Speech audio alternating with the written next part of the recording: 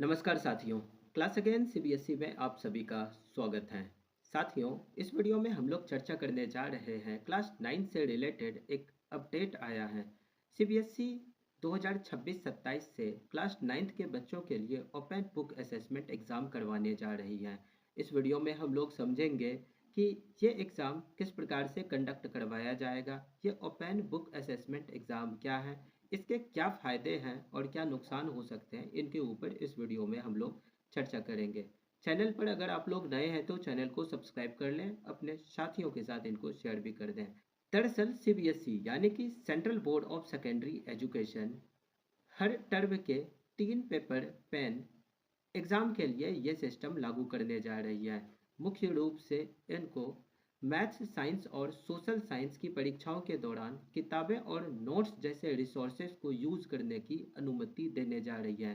यानी कि आप सभी लोग बुक्स को ओपन करके भी लिख सकते हैं, लेकिन ऐसा नहीं है कि इससे आपको सीधा सीधा क्वेश्चंस का आंसर्स मिल जाएगा।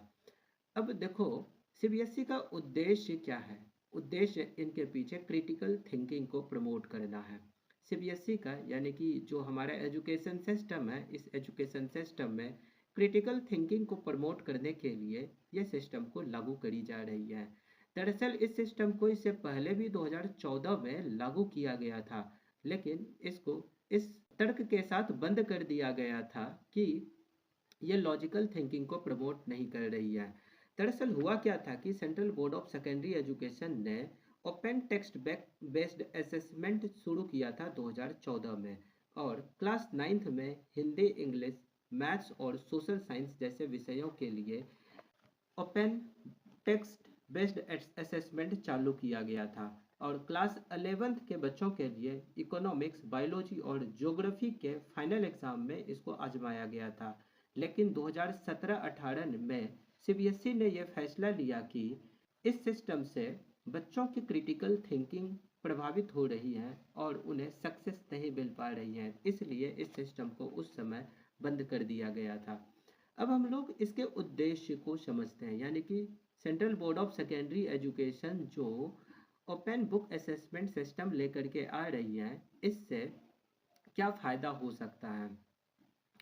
दरअसल इसका जो उद्देश्य है, उस उद्देश्य के पीछे ही इनका फ़ायदा छुपा हुआ है। Central board of secondary education का उद्देश्य यह है कि बच्चों के अंदर क्रिटिकल थिंकिंग को प्रमोट करना।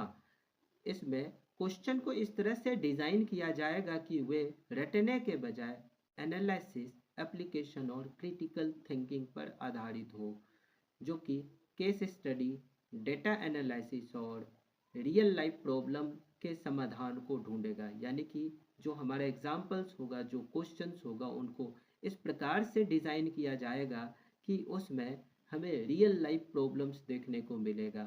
केस स्टडी होगा, हम लोग उसमें डेटा एनालिसिस करेंगे, तो इस तरह की चीज़ें उसमें होंगी। और national curriculum framework for school education यानी कि NCFSE 2023 में 2023 के अनुसार ही इनको ये डिज़ाइन किया जा रहा है। यानी कि इसके अनुसार ही इनको डिज़ाइन किया जा रहा है। जो national curriculum framework for school education है, उस अनुसार सिलेबस को डिज़ाइन किया जाएगा, जो कि नेशनल एजुकेशन पॉलिसी 2020 के ऊपर आधारित है। इसका फ़ायदा ये होगा कि इसमें बच्चों को रटने, यानी कि जो ये रोट लर्निंग का प्रोसेस लगा करके रखा है, यानी कि रोट लर्निंग की जो आदत लगी हुई है, वो रिड्यूस होगा। और लॉजिकल थिंकिंग और प्रैक्टिकल नॉलेज को ये प्रमोट करेगा। लॉजिकल थिंकिंग से बच्चों को की जो सोचने की क्षमता है वो विकसित होंगी और प्रैक्टिकल नॉलेज उन्हें मिलेगा।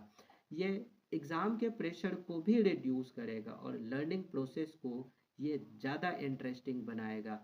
तो इस तरीके से ये जो सीबीएसई ये क्यूरिकुलम ला रही हैं, ये क्यूरिकुलम आधारित है national curriculum framework for school education 2023 के ऊपर आधारित है, जो कि प्रस्तावित किया गया था नेशनल एजुकेशन पॉलिसी 2020 के अंडर।